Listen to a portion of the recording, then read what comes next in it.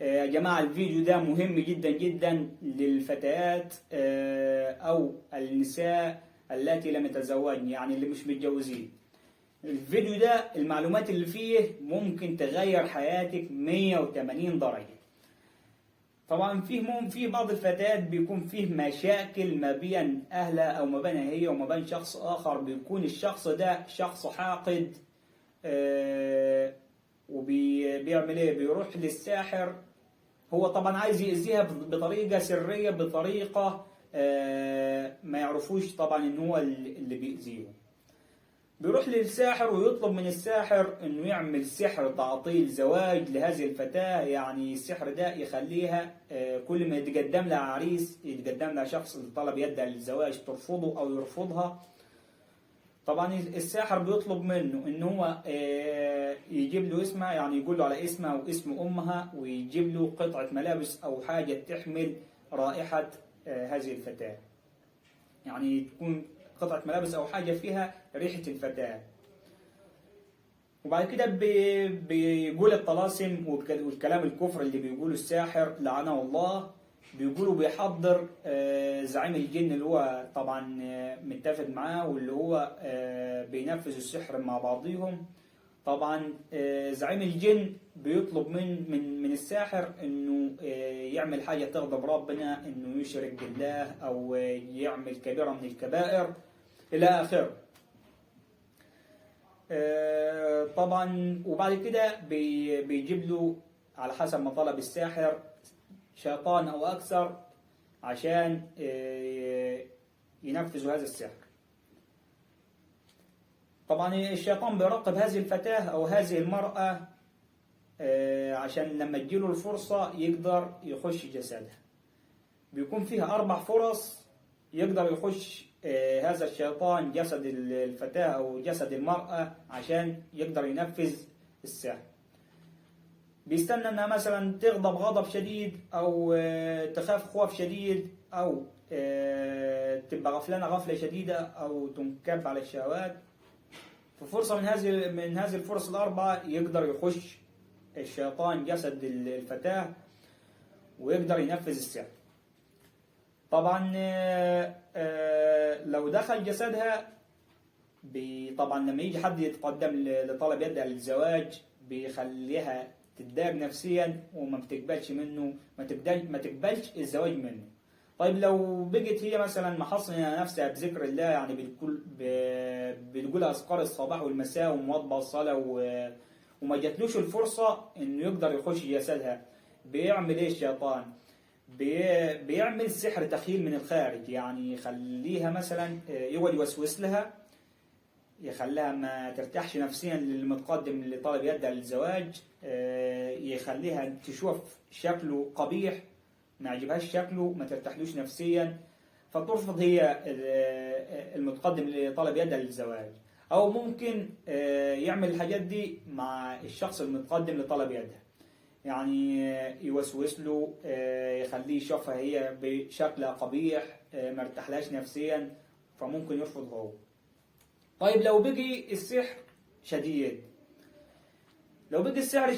أول ما الشخص اللي متقدم لها للزواج أول ما يخش بيتها أو ما يدخل بيتها وبيت أهلها، يعني يحس بضيق في الصدر وما يرتاحش نفسيا، وكأنه داخل سجن يعني. طبعا يقعد القعدة وبعدين يمشي هو وأهله وما يرجعش تاني، ويكون كده الشيطان والساحر والحاقد نفذوا الخطة الخبيثة اللي هم عاملينها. طيب فيه أعراض لهذا السحر، فيه 7 أعراض. العرض الأول وهو صداع بين الحين والآخر لا ينتهي مع أخذ الأدوية الطبية، يعني بيكون في صداع بيروح ويجي، حتى لو هذه الفتاة أخذت حبوب تقضي على الصداع ما بيجيبش أي مفعول، أو أدوية طبية يعني ما تجيبش أي مفعول. العرض الثاني بيكون فيه ضيق شديد في الصدر من بعد العصر، يعني ممكن بيكون متواجد طوال اليوم، بس بيزيد 100، بيكتر هذا الضيق شديد في الصدر من بعد العصر لحد منتصف الليل. ثالثا رؤية الخاطب في منظر قبيح، يعني تشوف اللي هو جاي يتقدم لها اللي طلب يدها للزواج تشوف منظر قبيح ترفضه. رابعا كثرة التفكير، يعني بيكون عندها تفكير كثير لدرجة إن ممكن يبقى عندها شرود ذهني، يعني ممكن حد يندى عليها أو يندم عليها ما تاخدش في بالها إن هو في حد بيندم عليها ولا تسمعه أصلا. خامسا القلق الكثير أثناء النوم، يعني بيكون عندها قلق في النوم، ما بتنامش بسرعة، بتتقلب كثير، ما بتنامش بسرعة يعني. وأحيانا العرض السادس أحيانا يكون فيه ألم في المعدة، والعرض ده ما بيكونش موجود غير لو السحر مشروب أو مأكول يعني. طبعا أعراض السحر الطرق اللي بيعملوا بها السحر 4 طرق، وهي سحر مدفون وسحر معلق، ودول قليل قليل جدا لما بيستخدمهم الساحر. وفي نوعان تاني اللي هو السحر المرشوش والسحر المشروب، ودول أكثر أنواع السحر استخداما، يعني أكثر نوعين بيستخدمهم الساحر.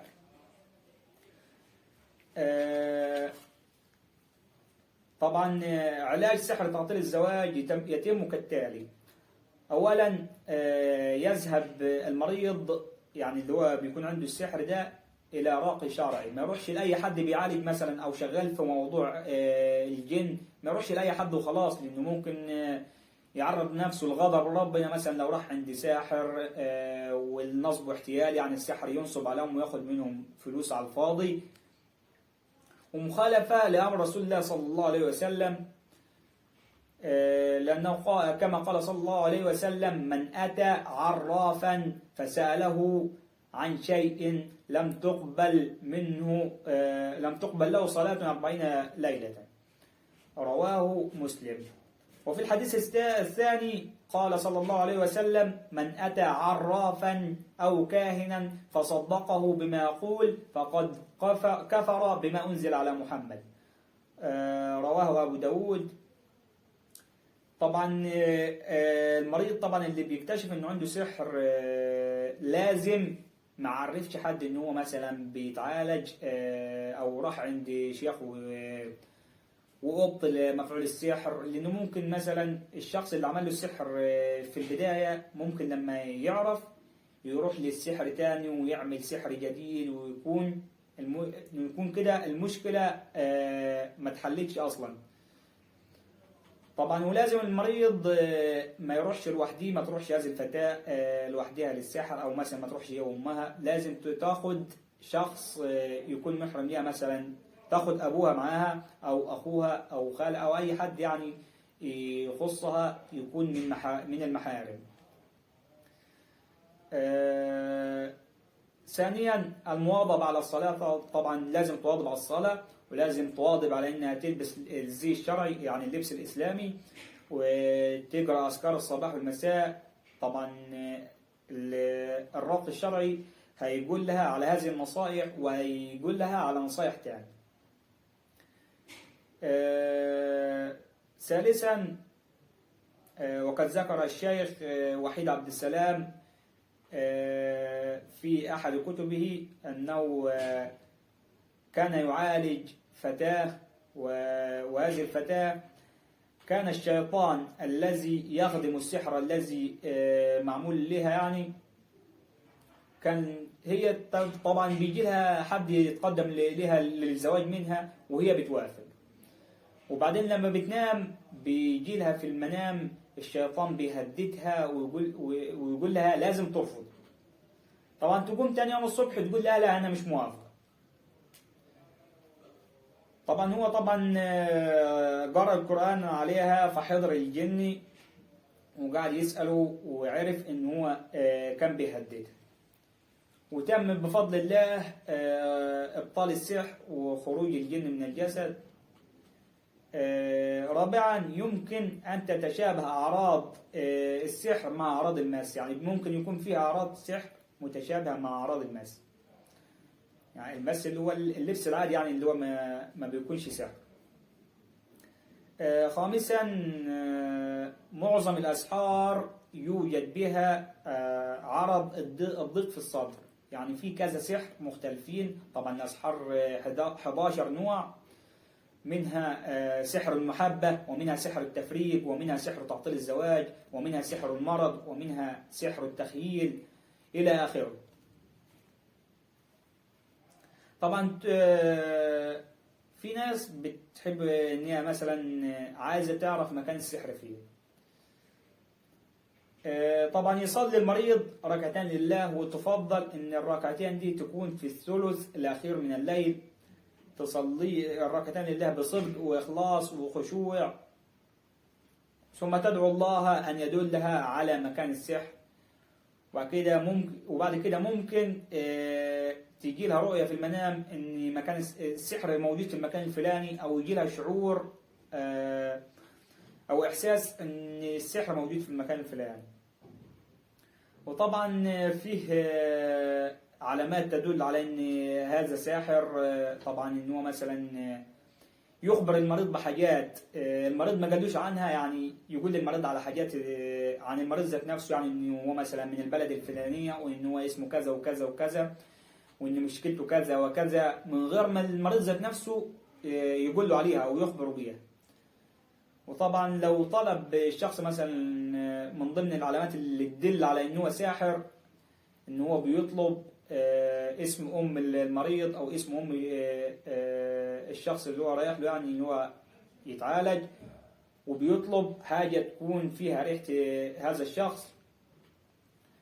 وبيعمل من ضمن الخدع اللي بيعملها الساحر ان هو بيقرأ قرآن في العلن، وبيقول طلاسم وكلام كفر في السر. طبعا هقول لكم في فيديو تاني بالتفصيل. وطبعا الساحر كل هدفه ان هو يجمع الاموال، يجني الاموال وينصب على الناس وياخد فلوسها. طبعا بيعرف من الشياطين اللي هم بيخدموه المستوى الاجتماعي بتاع الشخص المريض اللي هو عنده، وبيتم من خلالها تحديد المبلغ اللي هو عايز ياخده من الشخص اللي قدامه. لو لقي الشخص فقير بيطلب منه عدد فلوس قليل، يعني لو لقي الشخص غني بيطلب منه عدد فلوس رهيب.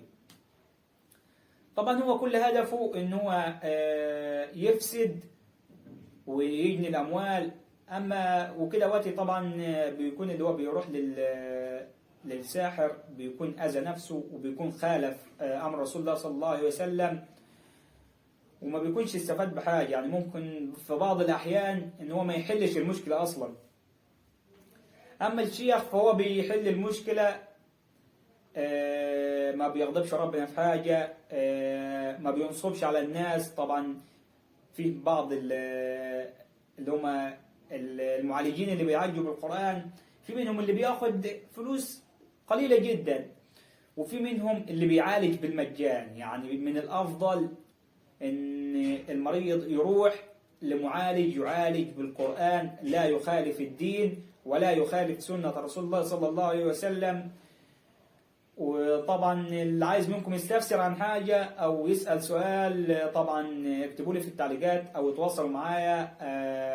كاتب لكم أنا في وصف الفيديو يعني اللي هو الأرقام بتاعت التليفونات، كيف تتواصل معنا مثلا على الفيسبوك أو حسابات التواصل الاجتماعي يعني. ومن هنا نكون خلصنا الفيديو بتاعنا، وسبحانك اللهم وبحمدك، أشهد أن لا إله إلا أنت، أستغفرك وأتوب إليك، والسلام عليكم ورحمة الله تعالى وبركاته.